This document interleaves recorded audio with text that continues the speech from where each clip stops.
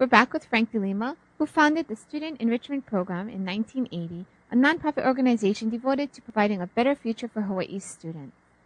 So Frank, can you tell us about your visits to the school and how that came about? Okay, like I said, I went to the seminary for 8 years, and I learned a lot. I had great education, and part of it is working with people. And then I also was interested. I was asked by a friend, "Hey, we're going to be counselors for the Catholic Youth Organization summer camp." And so I said, "Okay." Me, I don't like outdoors, centipedes, all that. That you can have it. I don't like, but because it sounded like fun to be with my friends, I went, and just had to put up with all that other stuff. I really enjoyed it, and then I was, of course, now I was a camp clown. Okay, I was the guy with the ukulele. I did all the singing. I did the joking. I did skits and so forth. We learned a lot of new stuff going on, with workshops for camping and all that kind of summer fun. So I became very active during the summer for the Catholic Youth Organization Summer Fun and Summer Camp programs. And I did that for the 8 years that I was in the seminary. So I had good background there. And then as a teacher, I taught religious education to public school kids after school a couple of days a week in San Francisco when I was up there for 3 years. And so I taught, I taught Mexican children that didn't speak English. And I only had 4 years of Spanish in school. So I just took little words, the words that I knew. I drew pictures on the wall, and I started to just communicate with them that way. Of course, there were also kids that did use English that I had classes with.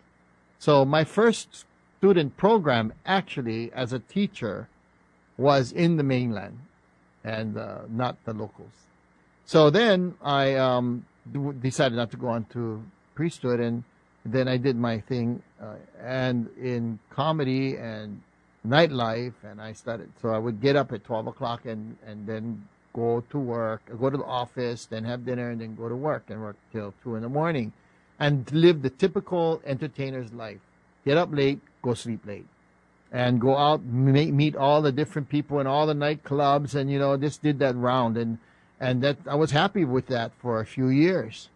And then my reputation, I can't even think of the word now, but anyway, I got popular, okay? And so with that popularity, one day I was in Maui and I was waiting because we closed the noodle shop for a month, and then we go to Neighbor Island and perform on weekends. But during the week, in the mornings, I would go to the radio station and promote my show. During the lunchtime, I would go to different restaurants, dinner time restaurants, bars after, put up posters, say hi to everybody, promote my show. But there was this gap between in the mornings and the afternoons where all my friends was working on whatever island I was on, and so I just sit around, and my cousin worked at the Maui Beach, and I asked him, I said, "Hey, is there a school close by?" He said, "Well, there's Kahului Elementary." And so he called the principal, and the principal was so excited. And I got there, and all the kids were on the lawn, and it started my student program. That was the first, actually. I was happy with that day. I got it out of my system that I was supposed to be doing something, and I was happy with it. The following year, when I went back, all the principals found out, and I had to go to 16 schools in 1 week. So they scheduled a half-hour visit at each, and had a volunteer policeman take me every day. And we just go boom, boom, one school to the next. And I said, you know what, I cannot be doing this. I'm tired on the weekend already. I was young, though. I could handle it.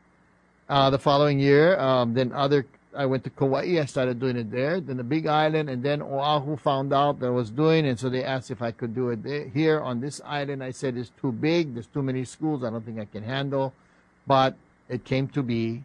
I call it divine providence, where I was encouraged to start visiting the schools, and with help here and there, people saying, "Oh, I can do this, this, this, this." And I said, "All right." And so before you know it, Joanne Swearinger from the DOE, I met through a friend, put it on the computer, and from that point on, my student enrichment program started. I called it the Frank de Lima School Visitation Program at the time.